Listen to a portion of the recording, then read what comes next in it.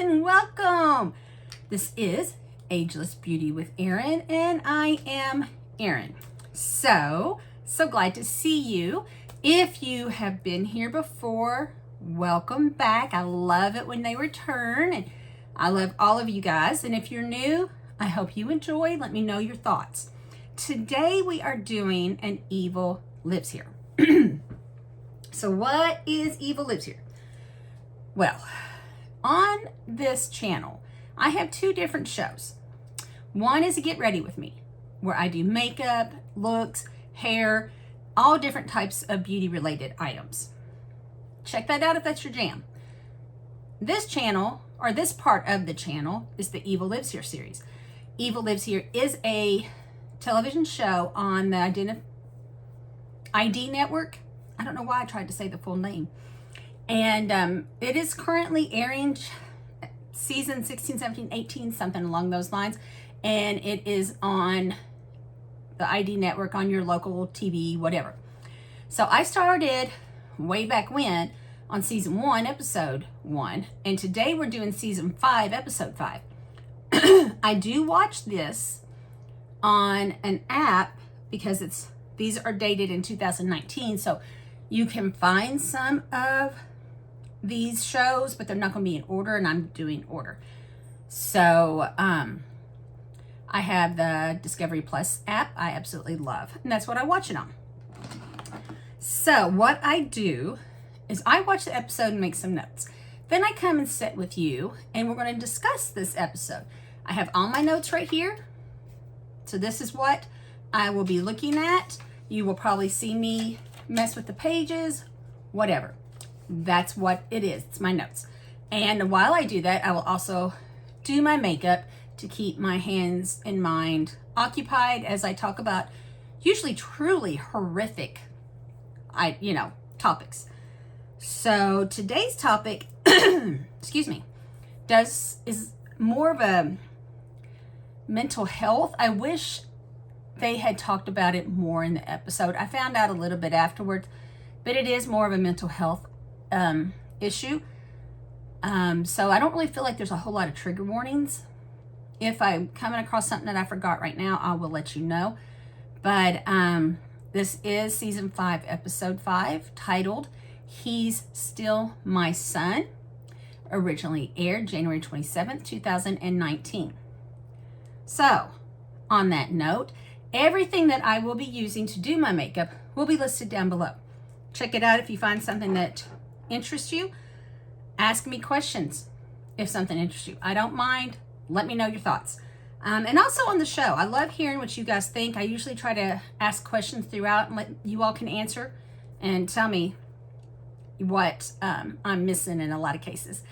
And otherwise, if you look down below, you'll also see 3 links. These are some products that I absolutely love. And I am fortunate enough to have ambassador codes to offer you. So check them out. If there's something you like, use those codes for a little bit of a discount. Now, on that note, let's get started. Okay, so I will, just be doing my thing while we discuss it. And moving right along.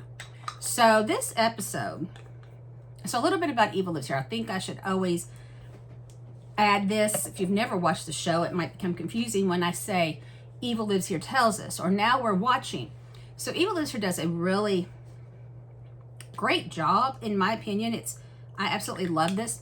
They show actual news footage, actual newspaper from the time of whatever's going on, and sometimes you see interrogations.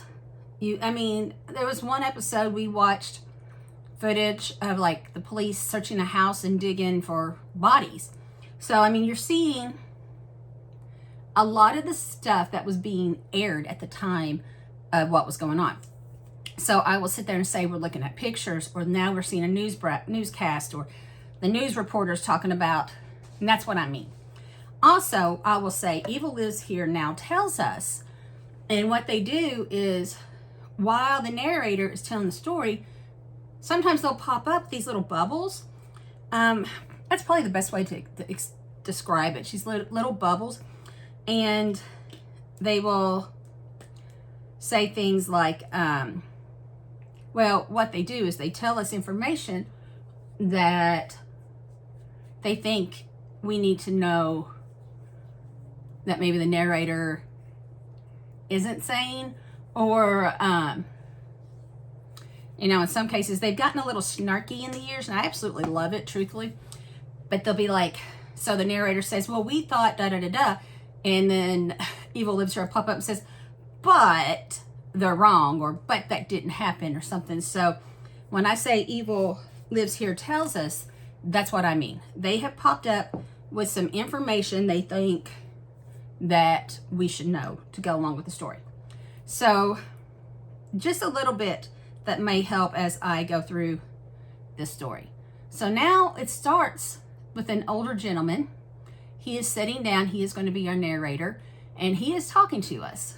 And he starts off by saying that there was nothing special about that morning. It was a good day. Beautiful day. And then he says he gets a call from his wife. And he says you can tell she's distressed, upset, blah, blah, blah. He knew something was wrong by the tone of her voice. And she tells him that their son is on TV. So now we're actually seeing the actual news. First, it's an article, pops up. It's the actual like wanted picture. So it shows the guy, which isn't a very clear picture to us right now. But it comes up as breaking news. No. It does show us that. But first, I'm going to talk about on the news. It's showing breaking news. And it says the U District shooting. Then it says Cafe Racer on Roosevelt Way. Now, I know you're confused. I don't know where they're at. We don't know where they're at yet. But this is what I'm seeing. So this is what I'm telling you. There's a news lady. She's talking. And she's saying it's breaking news out of Seattle. So we got that. That's great. Like I said, location checks. A lot of times you don't know any of this. I hate when I don't know where they're at. Sometimes they'll just give you a city, but cities, so many states have cities named the same. It's crazy.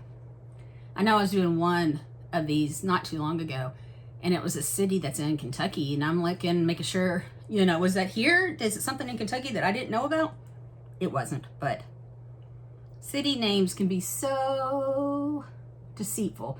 So they tell us Seattle. And it is the Seattle that we're thinking. Anyways, so the gentleman's back, and he says that, someone tells you your son's on TV, your gut just falls right out. He says, it can't be good.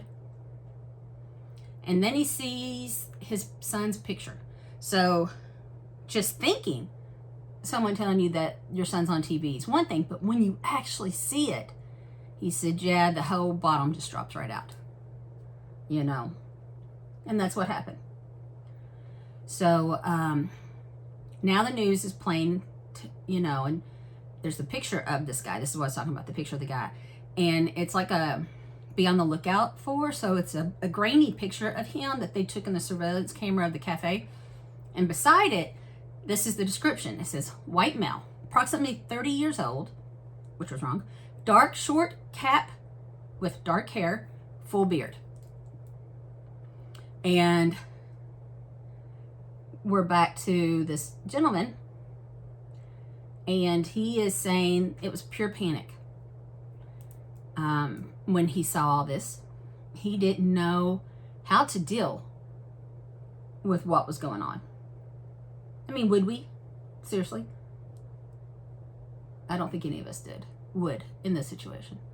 So now Evil Lives Here tells us, and this is what I mean when I say that there's a pop-up blurb, that Walter, and I'm going to say the name wrong, I know I am, but it's Stawicki. So Walter's son, Ian, was 40 years old when he became a murderer. So like I said, they said approximately 30. He was actually 40. So now we have location check, names of the narrator check, and names of the perpetrator check. The only thing I don't know yet is when it happened. But that's a lot of good information to have to start, so I'm okay with that. So Walter's back and he's talking about Ian. And we're seeing pictures of Ian on the screen as Walter's talking about him. And I love that because when they show us pictures of the people, they're showing us pictures of them growing up, usually from baby until the time of the incident. So you see many stages of this character. He's not just kind of a shadowy figure. You see him as a baby growing up, and you know, I don't know. In this case, we're seeing pictures of Ian on the screen, and Walter's telling us that Ian was drawn to darkness, and says that him snapping like that was what he equated to a storm. He said for the last 12 and 15 years were like the buildup of the storm. You know, you can feel it, you can sense it, you can see it from a distance, but you don't know exactly when it's going to hit. And, or if it would hit, maybe it would dissipate. But Walter says, talking about Ian, he says he misses him. He misses going camping with him. And he'd rather have bad days with him than no days at all. And then Walter says, and I quote, "He may be a murderer, but he's my son," end quote. And isn't that hard? I mean, you still, I've seen this in many of these episodes, whether it be a mother. In some cases, the person telling the story has been so truly affected, they want nothing to do with the perpetrator. Other cases are like, I still love them. They did wrong. I see they did wrong, but they're still family, blah, blah, blah. And that's where he's at today. He's like, I know he did wrong. I know there was problems, but he was still my son. So now the totally awesome intro comes on. I love their intro. I do. But anyways, we're going to get back to Walter looking at pictures of Ian. He says that he's showing us a picture of him. And he says, this is the son he missed. He said, he could give this picture to hundreds of people and they would say, and I quote, "There's nothing wrong here. There's no signals here," end quote. He says that for a long time, they didn't have a clue anything was wrong or bad. He tells us a story about an assignment Ian had in class when he was younger. I'm going to say elementary school. And it was, what do you want to be when you grow up? And Ian's answer, he started this assignment saying he wanted to be a hero.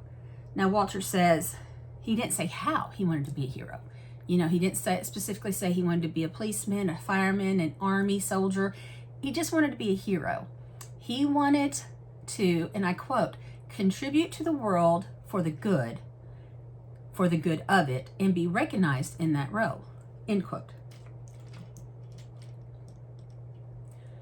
So, however, Evil Lives Here. So this is what I'm talking about, a little snarkiness, and I kind of love it. But Evil Lives Here tells us now that Walter never imagined his son would actually wind up as the villain. Yeah, well, I'm going to say there's not many of us that would think our kids would wind up in the villain role, but I could be wrong. My kids aren't in the villain role, and I never thought they would be.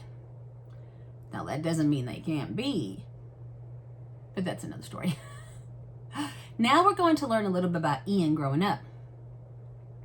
And another thing that happens a lot on these shows is you hear a lot of, and now he tells us, and this has happened. So he's telling us stories. Whenever we watch one of these, that's what we're hearing, actual stories of things that happened at the time. And so I'm just relating things that happened and stories that we're being told. So he's telling us now that when Ian was young, they lived downtown Santa Barbara. And one day he just up and disappeared. Now, Walter says something that at the time I questioned, and then I find out it's really not. But he said he was only a year or two old. And I'm like, not possible. And it wasn't. I don't know if I misunderstood him or I don't really know. But anyways, Ian disappeared from the house. And they couldn't find him anywhere in the house. So he and his wife, became really frantic. And they started looking all around the house, outside, inside, the neighborhood, just all over. And couldn't find him anywhere. And they were asking neighbors, they were talking to different people, just trying to figure out where he could have gone. And they said they were really getting desperate at this point. And everything that could have happened starts playing in their heads, as it would. And they decide to go home and call the cops. And when they get there, there's this lady there with Ian. And the reenactment shows Ian probably around 8, 9 years old, maybe even older. So that's what I'm saying. He was not, I honestly probably had to have misheard what Walter said, because there's no way that kid was a year or two. Anyway, so they get him, and the woman says she found him walking down by the beachfront. And he was just taking a stroll along the beach. And Walter says Ian wasn't upset, traumatized, anything about any of it. He was just out for a stroll. And Walter says it was odd. A lot of kids that would kind of be out by themselves and maybe find themselves lost would be very traumatic, be very upset, but not Ian. Walter said it was just an experience for him. He was just out doing his thing. And now Walter says, I look back and I see that was kind of strange. It was a strange thing to happen, but they didn't see anything wrong with it at the time. He said he and his wife just thought that Ian was a bold, adventurous child. And in all honesty, I think many of us hope to raise bold, adventurous children that don't need to be like hanging on to us all as parents all the time, and can do their own thing, do something more than what I do, be a better person than me per se. But as much as I obviously want to raise, and I did raise my kids like that, I wouldn't at that age. Like, I would have a huge problem if either one of my kids decided just to go without telling me, stroll along the beach and just do whatever. Yeah. So, anyways, so now Walter tells us that camping was kind of their thing. And at first I wasn't sure if it was just him and Ian, but no, it's the whole family. And when they do this reenactment, there is another son, and he's really not mentioned until when they're older. So I guess his other son wasn't really into the story until him and Ian were pretty much adults. So, anyways, camping was kind of a thing they did. They loved being outside, and the way he talks, you really get the feeling they do it a lot. So Walter tells the story of one summer when they were spending the whole summer out in the woods. And it's funny because my thought was, did you not have to work? Why are you just taking the whole summer off? And I never did find out what he did for a living. But at the same time, I was listening to a podcast this morning. And I keep podcasts on and listen to true crime a lot. And it was kind of one of those things where they also said that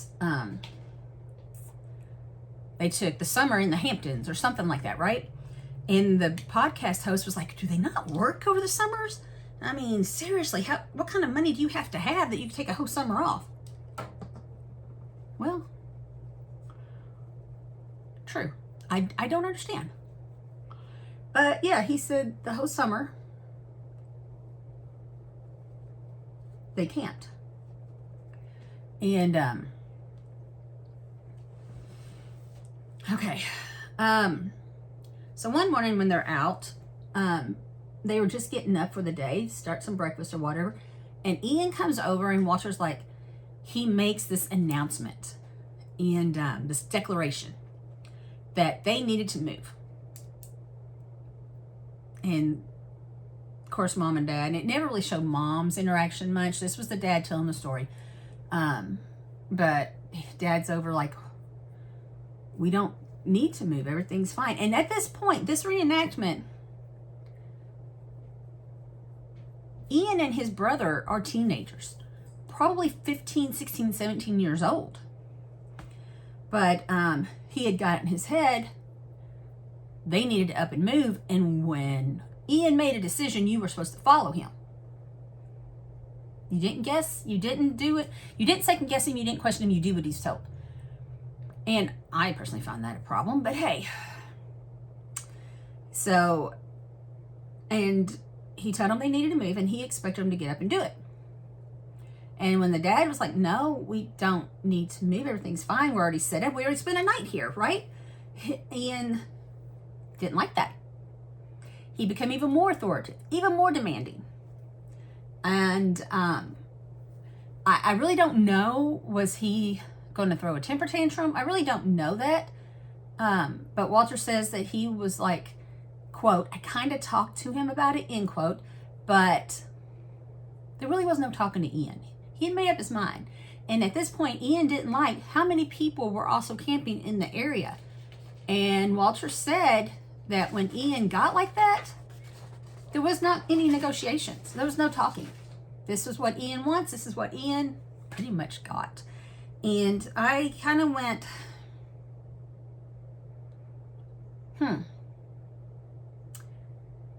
I cannot remember at a time when I let my kids dictate something like that. Now little things maybe, and maybe it was easier to give in and not argue. And I was trying to think back when I was a teenager, and I know I was not the easiest teenager in the world, but I'm like, did I act this way? And I want to say no. I won't swear to it. Like I said, I wasn't the easiest person to live with. But, yeah, I kind of want to say I didn't act like that. However, I don't know. Walter ended up moving the camp, which I don't think it was going to surprise you when I said that. And he kind of played it off, well, you know, there's another spot I've been wanting to check out. Maybe we'll go over there and look at it. But, yeah, they moved because Ian wasn't happy. And Walter now says, looking back, and I'm going to say hindsight's 20/20. We all can say that. There's something happened in our past. Well, looking back now, I should have seen the signs or whatever. We don't. In the moment, we don't always see the signs. But Walter says that looking back now, Ian's demands and expectations are something they probably should have paid a little more attention to instead of giving in to him. But they didn't know what it meant by his behavior. They didn't know that they didn't know how to handle it differently. And I'm going to say, just because he's a demanding child that's a little hard to get along with and always expects you to give in to him, doesn't mean he's going to end up a killer. So I can't say he should have noticed that he was going to murder somebody. I don't think that at all. Actually, I think and I know there should have been better help for when mentally ill patients or problems happen. And parents as a whole, and I will say I'm one of these, should be better trained. I don't know, is that a thing?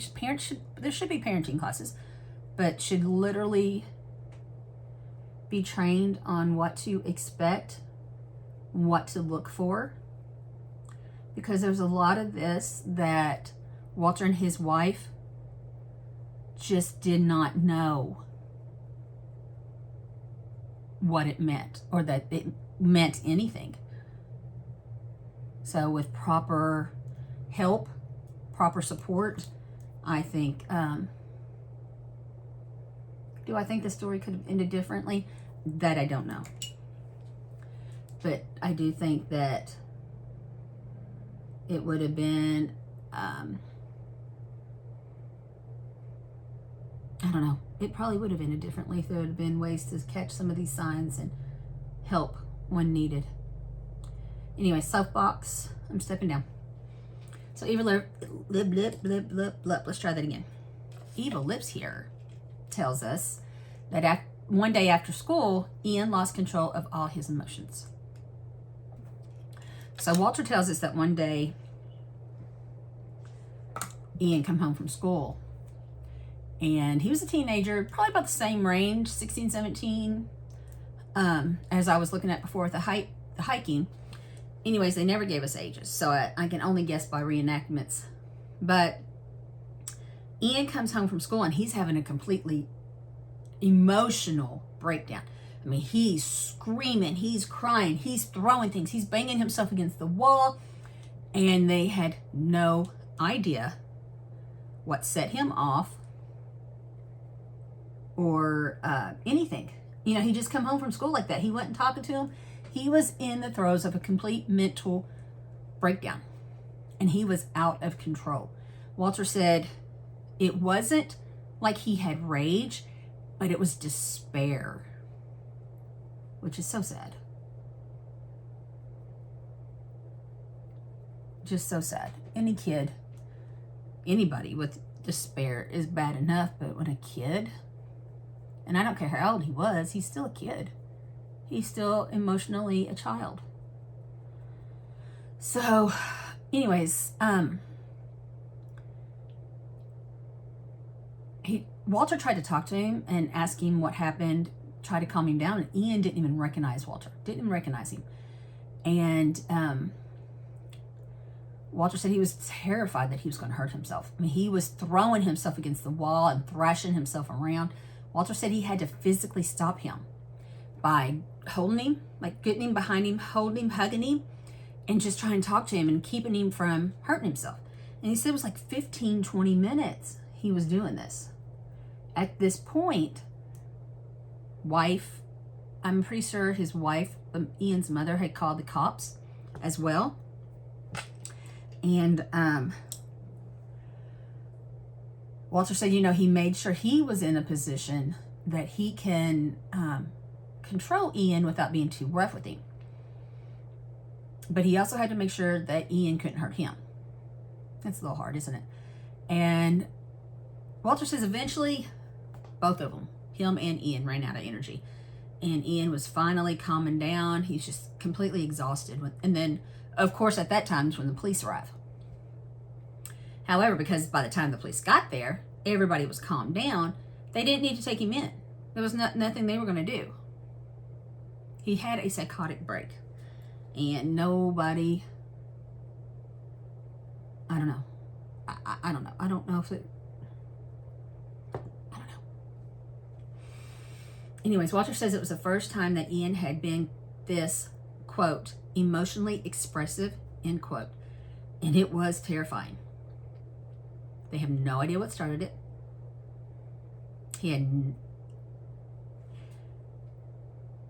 thought, you know, Walter says, you know, school wasn't Ian's thing. And I'm like, preach. School wasn't many people's thing, mine included. He said, apparently, though, it wasn't his thing because, you know, he was getting bullied. So he had a hard time dealing with school. And Walter thought, you know, maybe something happened on the way home. Somebody approached him, started something. I don't know. And I'll say they never found out. Walter says, we never asked him. Once Ian calmed down, they were just trying to make sure they took care of him and that he was okay. And they never asked him what was wrong. And, I got to think, personally, as a mother, I would think that's probably time I need to get some kind of help, talk to a doctor or something. But Walter's like, they didn't understand what was happening and didn't know it was going to be part of a pattern later because they had no idea.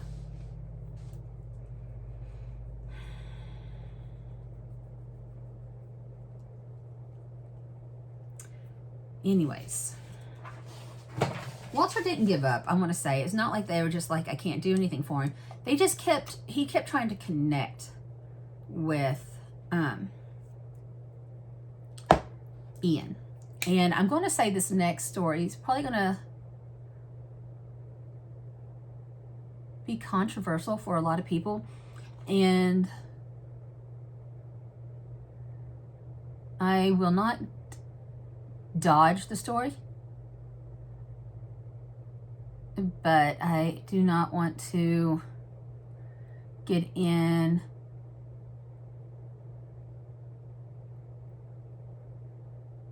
to the right or wrongs of the story either. And because so many people have so many different opinions. I think there's only one time I say something moving forward. But Walter says he was an avid gun collector. And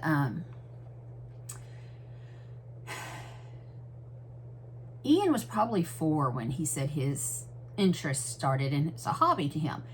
And not only was it a hobby, but he had the license to buy guns and sell them at wholesale levels.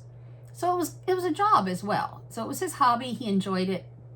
Pardon me, but it was also something he did to make money. And then when Ian was old enough, he started taking him to the range and teaching him how to, I got to do this off camera, so we'll get through this section. Teaching him early how to handle guns, gun safety, protocol, the politics behind it, and how to shoot. And all I'm going to say is, if you have guns, make sure you do all those. I believe Walter did do the right thing. If he was going to... So apparently Ian became like obsessed with guns, and he started his own hobby of them. But Walter made sure that by doing that, Ian knew how to control or how to handle them and everything. So I'm going to say, if you're going to, make sure you are properly trained and have that knowledge. I do think Walter did that. Okay, so, but Walter did keep him, even though Ian was showing interest at an early age, Walter kept him away from the guns until he was old enough, in Walter's opinion, to learn all that. And he doesn't say how old he thought it was. It ranges so many different people, because kids go out and hunt are young. So I don't know how old it was, how old Ian was when Walter started his training. But they bonded over this. They both enjoy it. And Walter says that Ian when he was older, started his own collection. And his interests were mostly modern military weapons and small arms. So he was really into the military side of it. And, Walter says, kids find hobbies. It could be baseball. It could be baseball cards. It could be cars and racing. But none of that interested Ian. He was interested in guns. So, because Walter made sure he knew what he was doing, Ian knew how to take them apart, how to put them together, how to clean them, how to shoot them, how to holster them. I mean, there was the whole thing he knew how to take care of, how to do. And he could teach someone how to do that. It's how well knowledge Ian was. He could teach you this as well. So Walter says, and I quote, "It's more than fair to say he had an arsenal in his bedroom," end quote, once he started collecting his military guns. But, he didn't see anything wrong with guns. And he never saw the picking up the gun hobby as something to kill people. And most gun activists and those that shoot for a hobby or to hunt don't necessarily think of their weapon to kill somebody. It could be a self-defense, obviously, but it's not usually why someone starts collecting and carrying guns. And that's how Walter never crossed his mind that it could be used that way.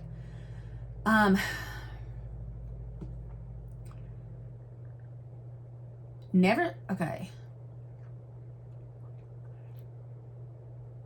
For Walter and Ian, the gun collecting, the gun hobby was a very positive enjoyable activity they shared. And I will say that I do not think, that I will say, just because you own a gun doesn't make you a killer. Okay? But that's about all I'm going to say on that, because there's so much that can be said, and I'm so many different opinions. I'm not discounting anyone's thoughts or opinions on gun safety. So I just don't think it's a conversation we're going to have in this. Anyways. So that was the hobby they shared together, and I'm going to go offline and put my lashes on and be right back. Okay, so now Walter tells us that Ian made the decision to go to the Army. And it really wasn't like a big shock to Walter. For one, if you remember, he always wanted to be a hero. So I guess he decided that he was going to be a hero this way. And that's what Walter thought. And then, of course, he loved guns. So he wanted to go to the Army. However, and I didn't know this was a thing, but he was too young.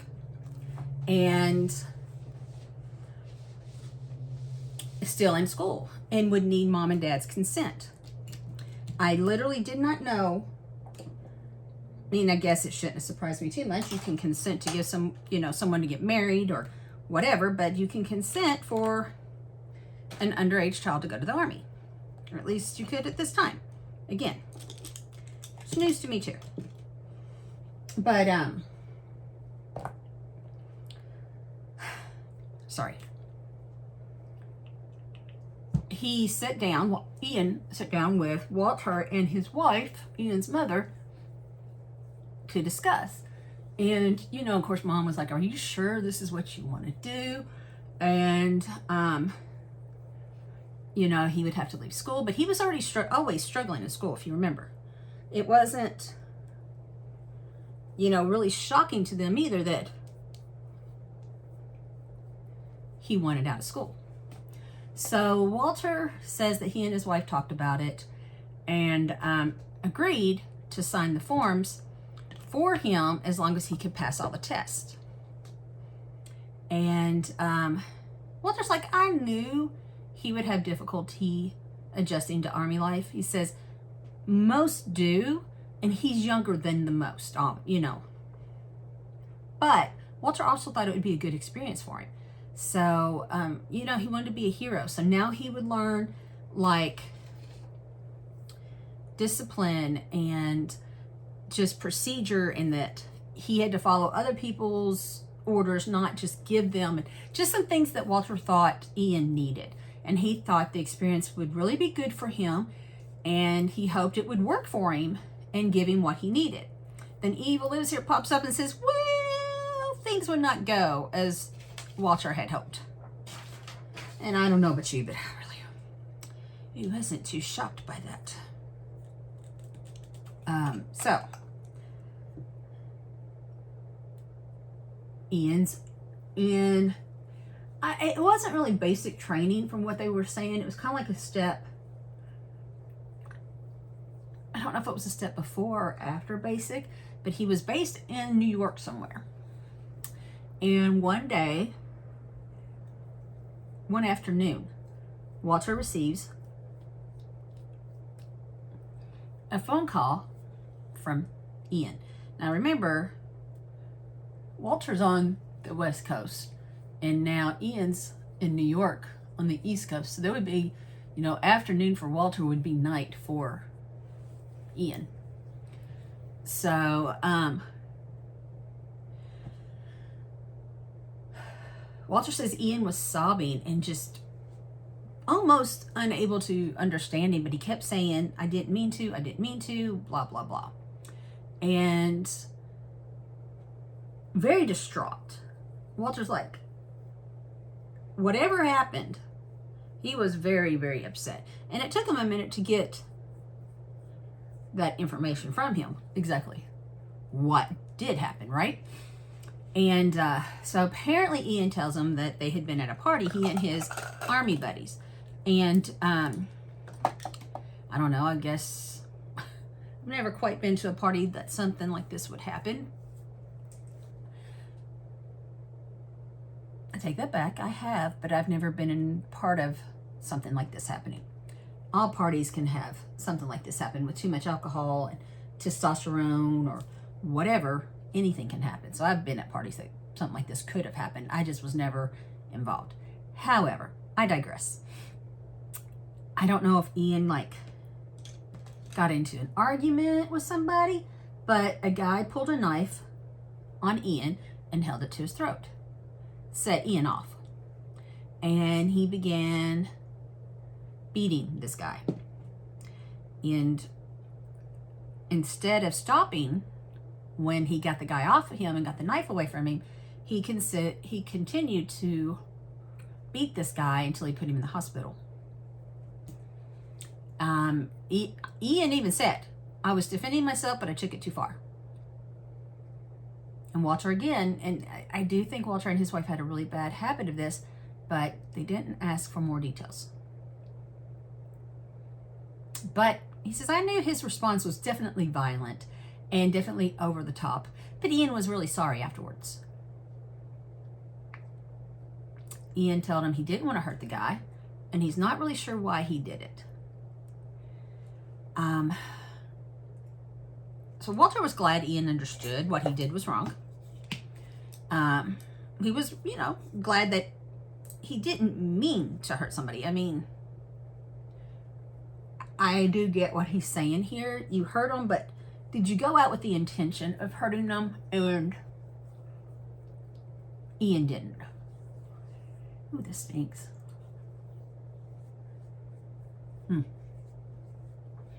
So, there's that. But Walter was really concerned too that Ian just didn't have any control.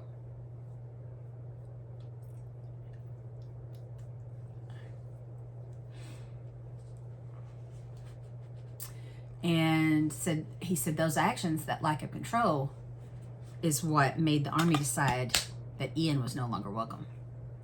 And shortly after that incident, he was discharged and sent home from the Army. But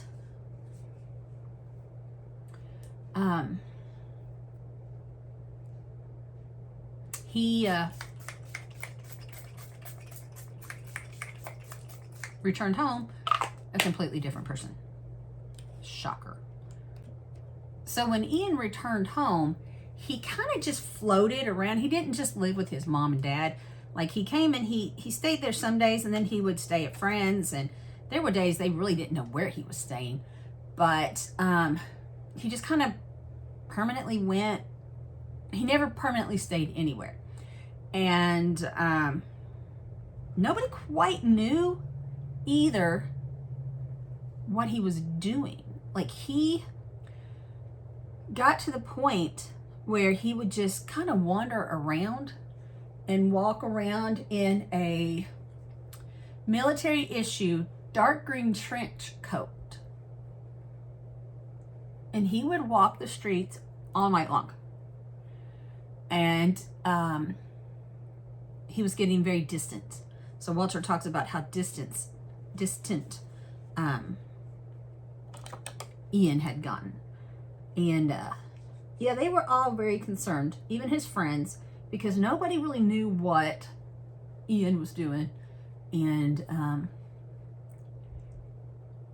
where he was staying. Like I said, he kind of just went house to house, couch to couch, whoever would have him, and then end up back at his mom and dad's because he had a house or a room there. So, and Ian did not want to talk about it with his family. He never talked about the Army. He never talked about what happened. And he didn't want to talk about what he is doing at nights. Refused. And if Walter would ask some of his friends, which he did, Ian got mad. Stay out of my business. It's none of your business what I do. Quit talking to my friends. Quit checking up on me. That type of thing. And just basically told Walter it was none of his business. And Walter says, Ian was extremely angry all the time at this point. Like it was not a chip on his shoulder. He had a boulder on his shoulder. And he was just mad at the world. Walter says he thinks Ian was just very much keeping him and his mom and dad out of his life, because maybe they would start seeing some things that would worry them and start asking questions, maybe do what needed to be done. So Ian didn't want anything like that. He didn't want anybody near him. Got it. So Ian wanted his separation from the family. And he would just show up whenever he wanted, stay for a day or two, and then disappear again for days without telling them where they were at, where he was at, what he was doing, who he was with, anything like that. Like he literally was being very, very mysterious and quiet. And Walter says that Ian wouldn't even talk to his mother. And up until this point, I didn't know this, but apparently Ian and his mother were extremely close. They talked about everything. And now Ian was shutting her out. So, they were starting to get a little worried. And then when Ian was around, he didn't want physical contact. He didn't want you touching him. He didn't want you hugging him. He didn't want anything, like that from anyone. He just didn't want to be touched. And Walter says, and I quote, that they didn't know there was a connect a dot to be connected. They had no idea. End quote. And I kind of thought that was an interesting way to say it, but I get what he's saying. These are all signs that they missed because they didn't know what they were looking for. And this is where I'm saying the story is really a miss of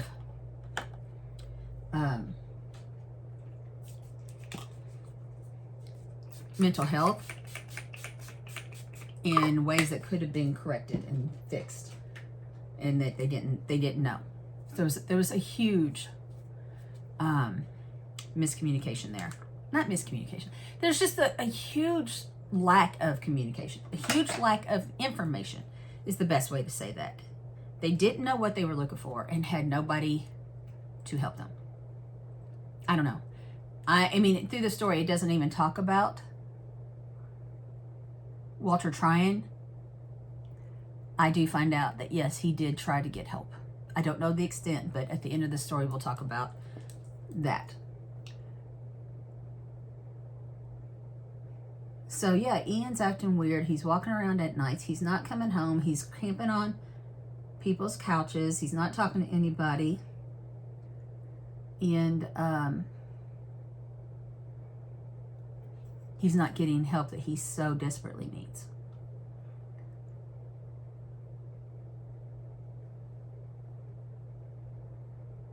And Walter tells a story now of Ian and his brother Andrew. And like I said, if I had been listening to this instead of watching it, I wouldn't have even known there was a brother. But of course, where I was watching it and the reenactment of the whole camping thing, came up, I saw a brother. But brother was not mentioned until now, and these are, Andrew's not mentioned much. I don't know if he was an older or younger brother. I think he was younger. I don't know. He's not really in this story a whole lot. Kind of like Mom. Anyways. So, Ian and his brother Andrew wanted to move to Alaska. And I was like, wow. Is that something somebody just does? They just up and it is. A lot of people go up there and mine, hike, just live off grid. There is literally a whole thing about this. But they wanted to go and be like frontier guys. So they moved to Alaska, And Walter says, we didn't hear from either one of them for months. He's like, nothing. I had no idea about either kid for months until Andrew just shows up one day back at the house by himself. And of course, he just walks into the house, and Walter's, happy to see him, but at the same time, very shocked because he wasn't expecting him. And then he asks about Ian, and Walter didn't want to talk about it. He did not want to talk about his time in Alaska and anything about it. And Walter says Andrew was kind of acting funny, like he had been involved in something and didn't, something he wasn't expecting, something he hadn't signed up for to say, but he wouldn't talk about it. And even to this day, or in 2019, Andrew did not talk about Alaska. And Walter thinks that Andrew doesn't want to say anything because it would be bad about Ian. So he doesn't want to talk bad about his brother. But Walter says, I needed to know. I need to know what's going on. Something's wrong. Ian still is not home. What the heck happened in Alaska? Well, when Andrew decided to go and lay down, I guess he was tired, makes sense. He just got home. Walter decided to go through his gear that he left sitting out. And he found a phone number and he called it. So a woman answered, and he explained who he was and who his sons were, and that he found her number and just wanted to know if she knew them. Which I will say took some balls. Okay. However, he said he heard the hesitation in her voice and he could hear some children in the background. So when she said that she didn't want to talk about anything, or that she didn't know anything and couldn't help him, she thought, well, maybe she was probably just scared because she has a family and whatever. He said he didn't know what was going on, but he knew Ian had done something to make this woman uncomfortable, and she was not going to talk to him, and she didn't. So a couple months later, Ian just shows up, and Walter says, I knew I shouldn't push Ian because he wasn't going to open up and tell him anything, and if Andrew wouldn't tell him, about Alaska, he figured Ian wouldn't either. And when Ian got home, Walter says he could feel it. This was the moment before the storm. And again, Walter didn't ask. Neither did the wife. I'm not blaming Walter. It's a couple thing. His wife's there too. Walter's telling the story, so he's the one taking the brunt of this in the media and online. But, Walter says he felt it. The storm was about to break. It was just that moment before the storm. And Evil Lives Here tells us the storm was about to break, and it was going to take everybody by surprise. So Walter now tells us that Ian had really become paranoid, which doesn't really shock me, but he had become really paranoid of the government, which I kind of did think was shocking because, he was in the army. But, yeah, he was just very paranoid. He thought people were watching him and could see everything they were doing and blah, blah, blah. And Walter tells us of this story of he was showing the boys something that he was doing. And I'm assuming, he doesn't tell us what, but it was a project he was working on. And I wonder if it was like his gun-related thing. But he goes and he has this page set up in the government that he's looking for. And he's loading it on the computer. And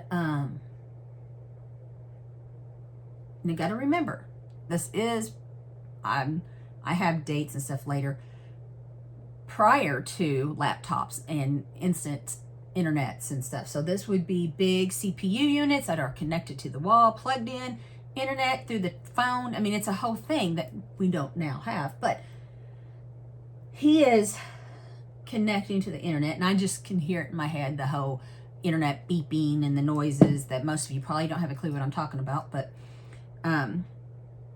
yeah, dial up was a thing, and it was not a fun thing. But I could just, when he's talking about it. But so he's getting on this government site. And Ian, he goes crazy. And he starts freaking out. And he tells him he needs to close that page, turn off the computer, get off there, don't load that site. I mean, he was just really upset. He didn't want to be tracked. He felt that the government could track you, and they were watching everything they did. I mean, he had become paranoid to that point, right? And prior to that point, Walter and his wife didn't realize that's how paranoid he had become. He knew he had these ideas and thoughts about the government, but he didn't know it had become that. So, you know, Walter's like, before I could do anything, because I was so stunned about how he was reacting, Ian pulled the computer out of the wall, unplugged all the wires and stuff, and essentially shut the computer down, shut down the internet. But Walter's like, yeah, he is very paranoid at this point. Like I said, they knew there was some issues, but didn't realize to what extent. And he was really kind of, the paranoia seemed to be extreme. Like it had gotten very, very extreme. And it was very concerning. Because it just like happened. They weren't really sure why or how it started, but there it is. But Walter tells us, you know, we were afraid for him, not of him. That always leads to a story, right? So now Walter's looking at another picture of Ian, and he says, this is the 39-year-old Ian on a good day. He's smiling in the picture. He looks quite happy, you know. It's just a good day. But then he says, this is also the 39-year-old Ian who pulls computers out of the wall because he's afraid of being tracked by the government.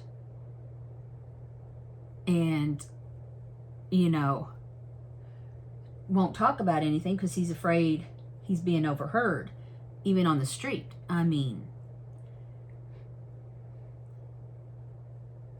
I guess you just never really knew which Ian you were going to get. But he says, the kid in this picture with the smile on his face is both of his Ians.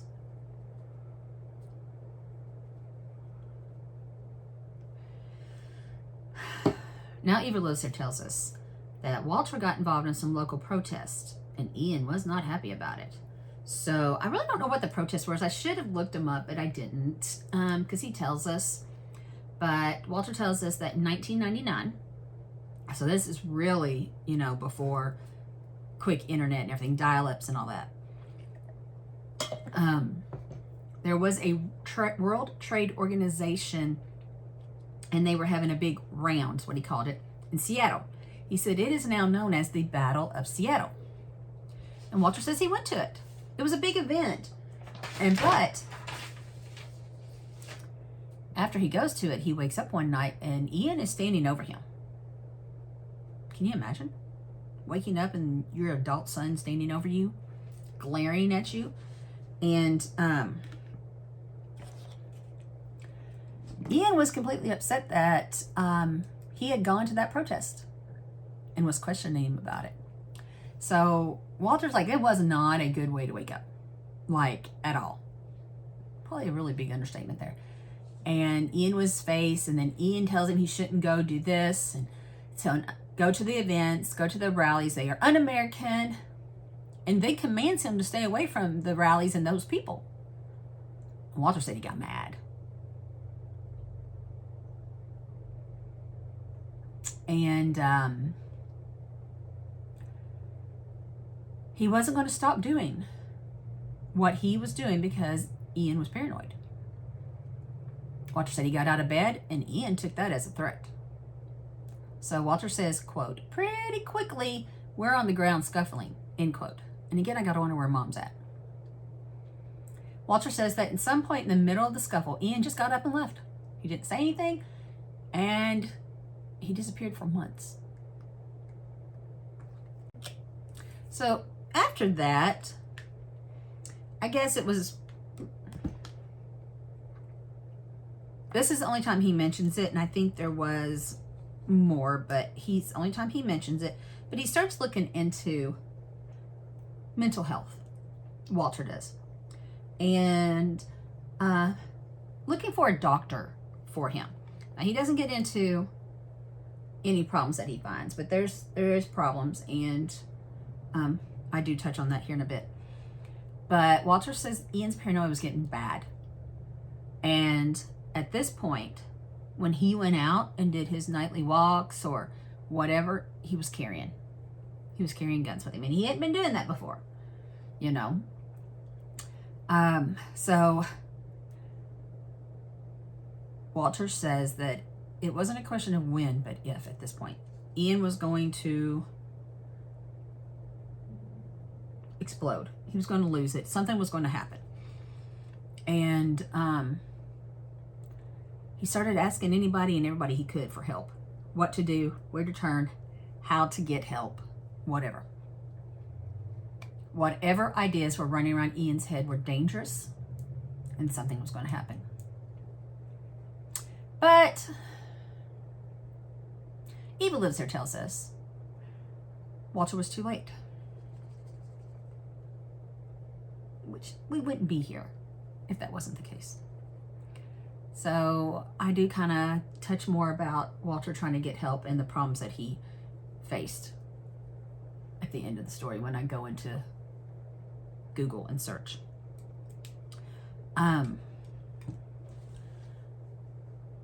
So then we kind of circle back. It was May 30th, 2012 when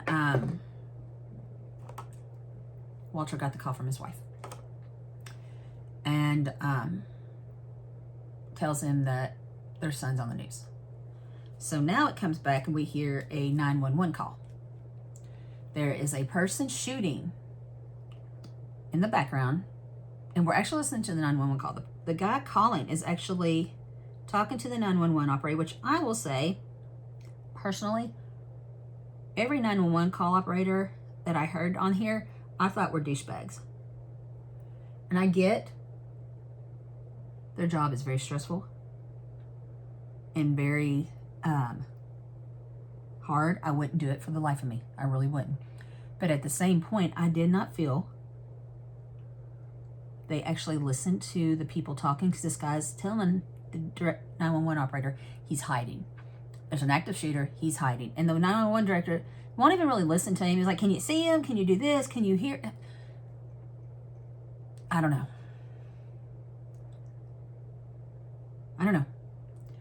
I just really kind of think this guy and another 911 that we hear later, I was like, really?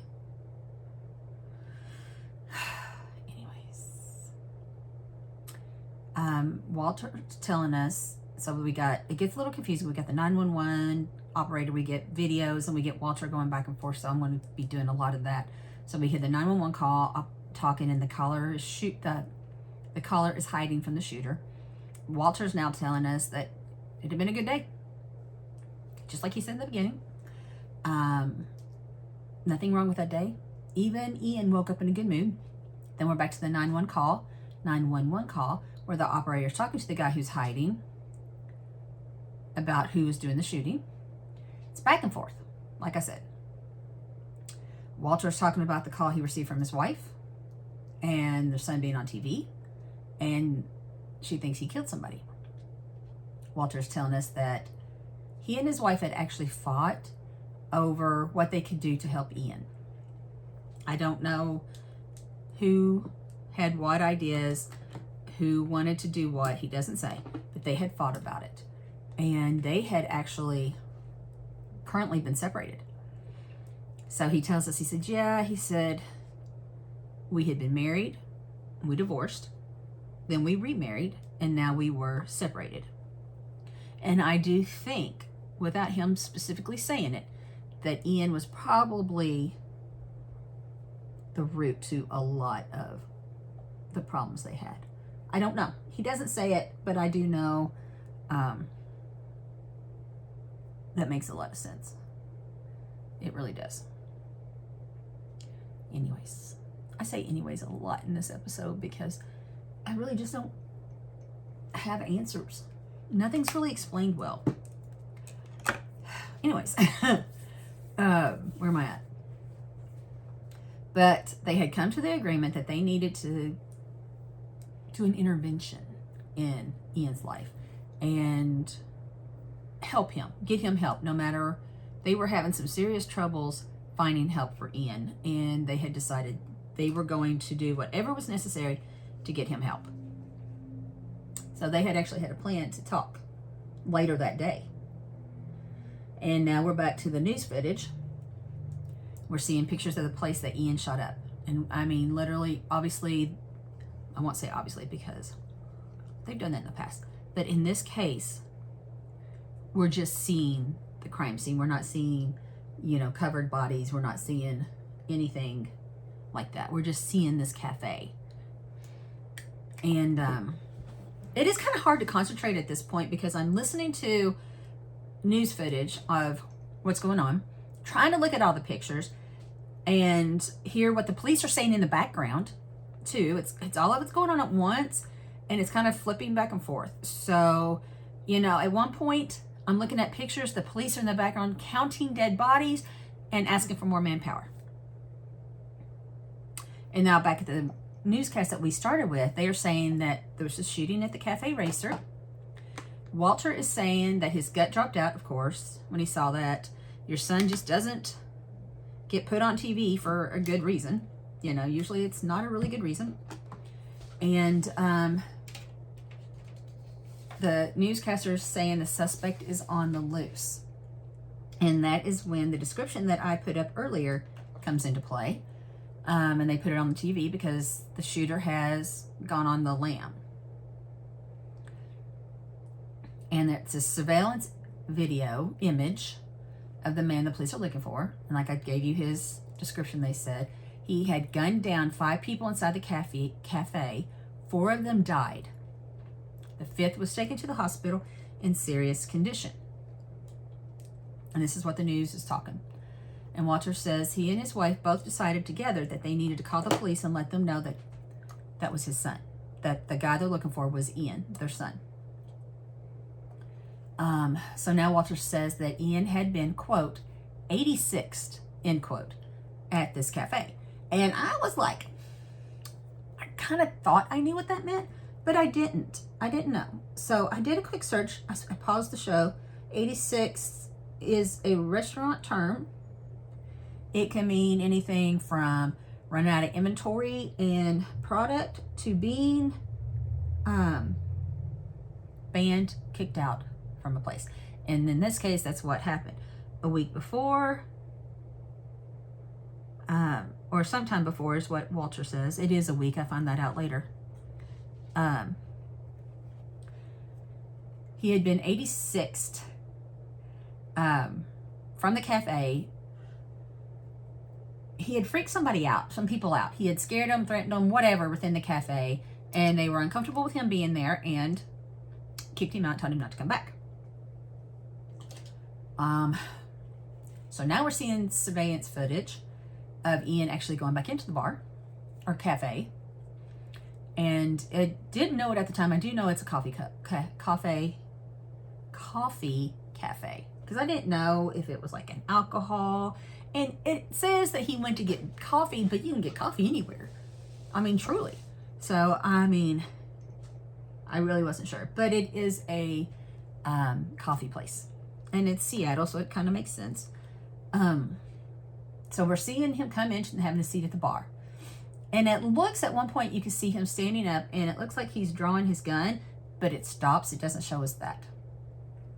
But he reaches into his, you know, his coat, and that's kind of the impression I get. Like I said, they don't show it. They nix it.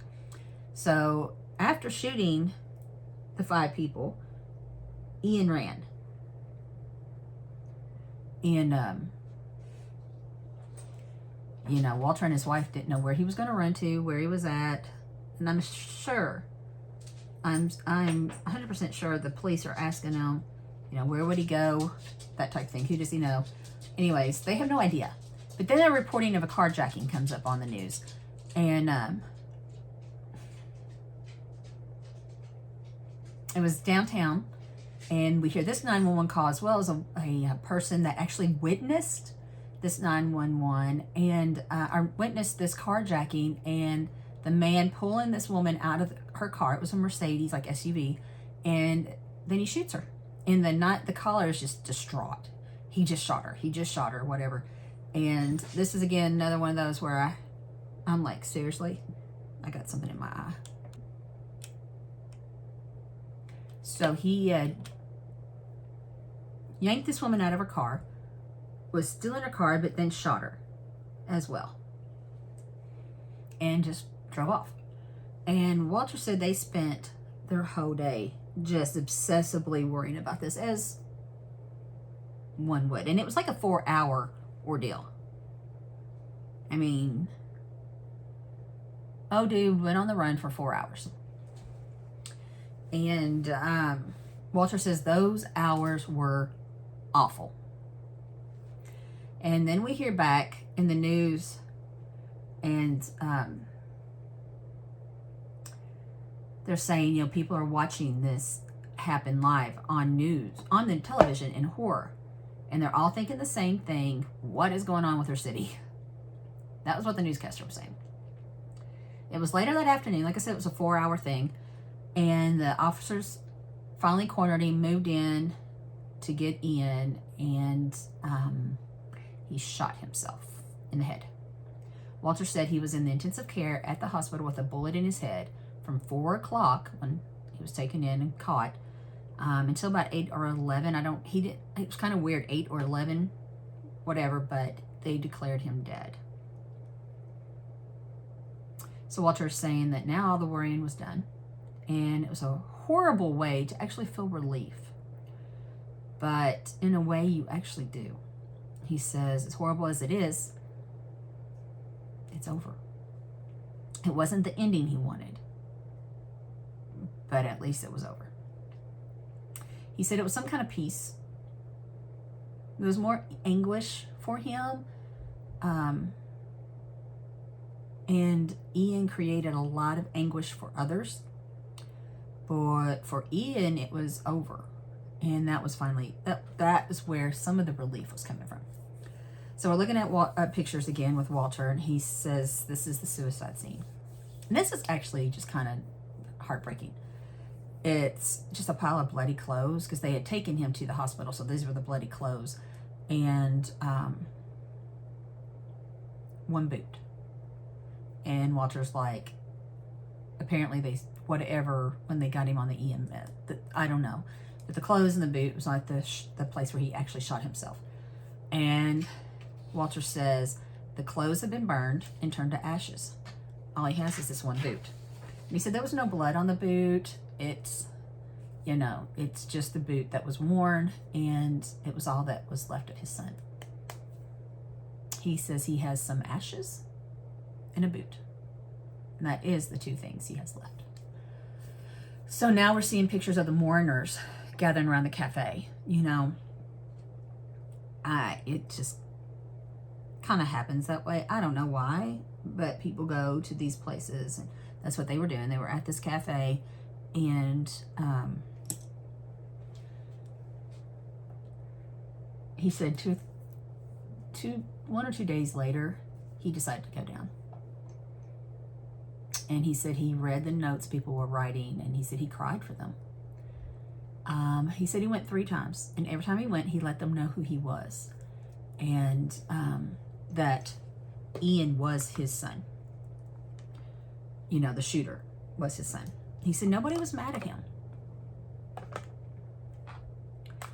And but apparently his wife was.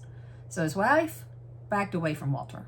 And he says she blames him for what happened. She said things like Walter was the one that introduced him to guns. He was the one that let this happen. That he should have interceded it and stopped it. And should have stopped Ian from collecting guns. I wish things were just quite that simple. Yeah, you could have stopped it. Anyways, Walter says the two of them are still separated. And their son is gone. And again, I'm like, it doesn't really say much about Andrew after this point. He said that's pretty much end of story. He's gone, and they don't get to try to help him anymore. Or to put that plan together that they were going to try to help him and protect him. It was final, and they had to learn to live through it. And they had no idea how to make any sense of what happened. And you just really don't even know where to start. So Walter says, looking back now, he realizes he could have done more for Ian. But by the time he realized there was a serious issue, it had progressed to a point he couldn't help him. He does have guilt and remorse about that. He said the line he's heard somewhere, and he repeats to himself every day, is, quote, you don't get over it, you go through it. You get through it. It's never gone.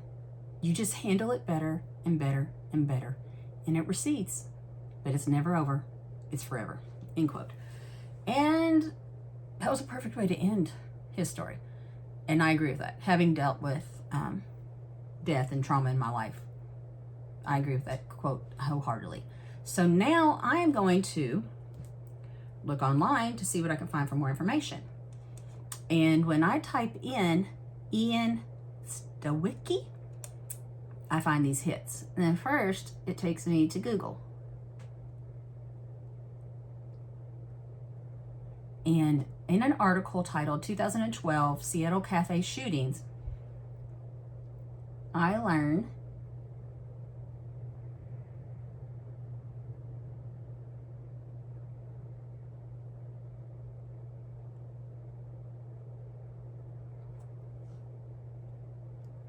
just before 11 a.m. that day, May 30th, Ian walked into the cafe and was recognized as having been thrown out previously.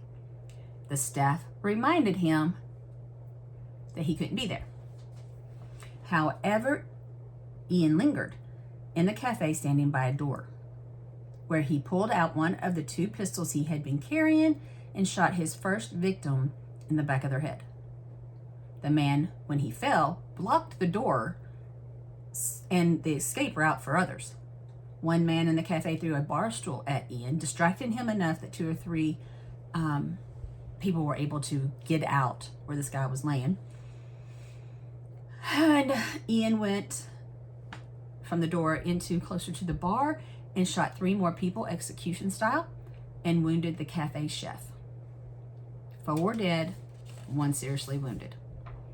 Half hour later is when he carjacked and killed another woman for her Mercedes. Just before 4 p.m., he shot himself as the police were closing in on him.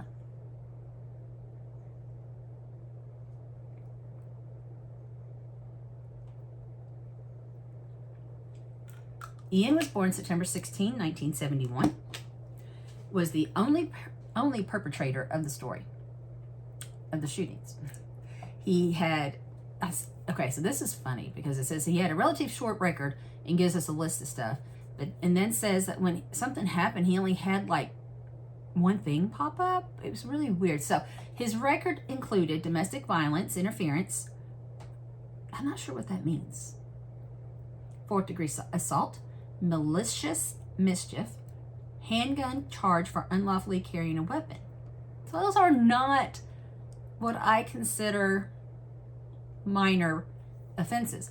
But apparently something happened and he was in trouble. And when they pulled up his record, the only thing that showed was like driving without a license or something, which isn't even mentioned here. It was really weird.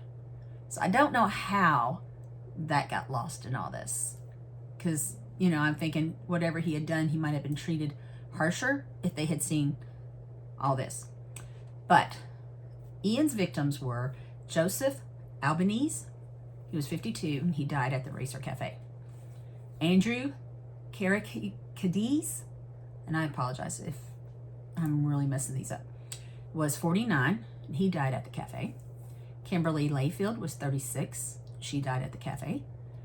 Donald Largan was 57. He died at Racer Cafe.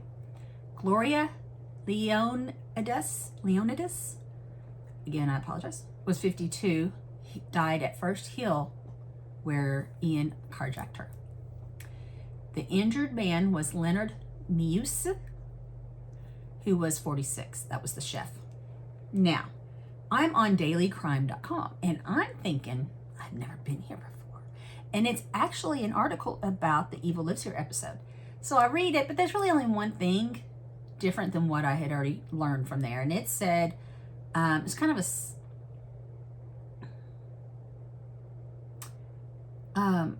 it says, in an article titled Ian Stawicki murdered 5 people before taking his own life. Evil Lives Here explores the case. The article is dated January 27th, 2019. And the only thing it really tells us, it was a really short article, which is I was really shocked. Because like when I go to the Cinemaholic and pull up the articles, it's usually much longer and fleshed out a little bit more. So I was kind of hoping it would be the same thing, because I was thinking it could be another site that I check, like I always check the Cinemaholic. But it was a very short article. And it tells us, the only thing I didn't really know was that Ian had been kicked out of the cafe a week before. Like I said, I did say that earlier because I found that out. But it was erratic behavior that scared some elderly customers. That was the only thing in the article that I didn't know. So I'm at my good friend cinemaholic.com, and I do like this site. And the article is titled, How Did Ian Stawicki Die? Where is Walter Stawicki Now? Dated April 12th, 2021. And I'm going to quote from this article. And it says, and I quote, at the time of the shooting, Ian Stawicki was 40 years old. The Ellensburg native lived with his parents in Seattle, Washington. According to his family, Ian had struggled with mental health issues for a long time, but had refused to seek any help despite his family's pleadings. Ian's brother Andrew said, it's no surprise to me this happened. We could see this coming. Nothing good is going to come with that much anger inside you. He also mentioned that the whole family had hoped that Ian would take help or medication to soothe out his issues, but he was adamant, refused to listen, end quote. And that's really the first time Andrew has spoke or said anything, or that's really the only thing I did find about it. Of course, I didn't really look up Andrew. Again, he's kind of a side note, like the wife. They're only mentioned peripheral, so I didn't drag them into this. So I continue with the article, and I quote, Ian's father blamed the system and said that to get Ian help, he had to prove Ian was a threat, which was a difficult task to do. It would be. He hadn't done anything yet. You're just really concerned and you can't get anybody to help. Anyways, I quote, he also said that his son isolated himself socially in the years leading up to his death.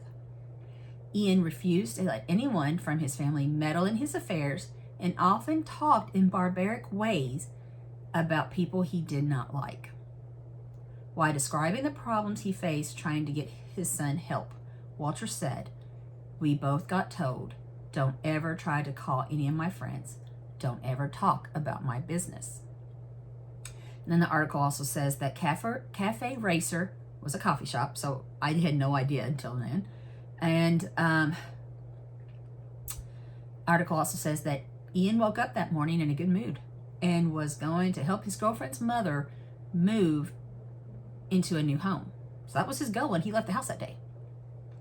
And I have no idea what happened from point A and point B. And it's the first time we hear that Ian had a girlfriend, although, a minute ago I said he had domestic violence charges, so there was definitely something. I don't know if it's the same girl, different girl. I don't know if it was the Alaskan girl. Alaska's never mentioned again.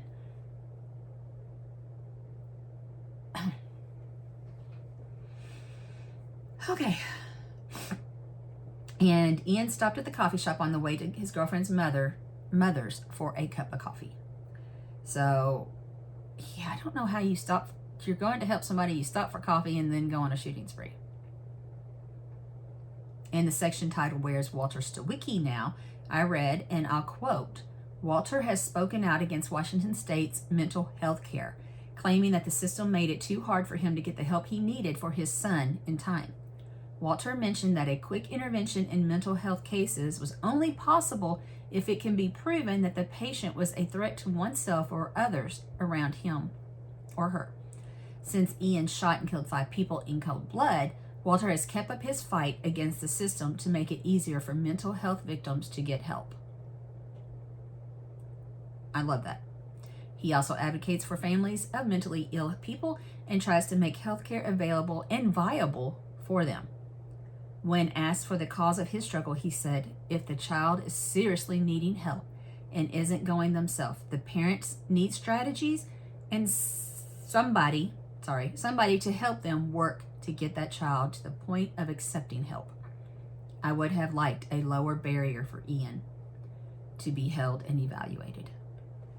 So, as per the latest reports, he's still been working on state and federal mental health reforms. And I love that. So this is a tragedy that I don't know if it could have been prevented. I have no idea. I don't see the future. I can't do a Doctor Strange and look at many different, possibilities. But getting the guy help wouldn't have hurt. And being able to get him help easier than apparently what he went through, because they had to prove he was a threat. And really, up until he snapped, it was just a feeling. It was just like they said, the storm, you could see it in the distance. You felt the heaviness. You felt everything about it, but you didn't know if it was going to hit or not. So sometimes proving that somebody is going to hurt themselves or someone else is too late to get help. So I love the fact that Walter is still fighting for this. And that is the tragic story of Ian Stawicki and his victims. And like I said, this episode shows us that mental health is not just black and white. It should never be treated as black and white. There's so many colors, so many spectrums that need to be taken into account. And there needs to be better education, better access to education, and just literally, what kind of signs do you look for? What do you see? How do you get help when you start seeing signs? And it's got to be easier than saying, he's going to kill me or he's going to kill somebody because he's already hurt me. There's got to be better ways. There has to be. And this story is a true point to that. Ian needed help. The parents didn't know what to look for. And by the time they did, nobody would help them until it was too late. So what are your thoughts? I know there's a lot about this that's controversial. So I don't want to get in the weeds too much, because I know we can go off on the gun situation. We can go off on mental health. We can go off on the dad's liability, mom and Andrew's. There's a lot about this. So I'm just curious, what are your thoughts? How absolutely devastating the story is, and how it could have been so much different. So I'd like to think that if I saw signs of mental health, I would know what to do. I can't say I do. So, and I know there's some mental health tip lines and whatnot. I'll see if I can't find them and put them underneath here as well. So thank you for watching. Don't forget to like and subscribe. And until next time, guys, goodbye.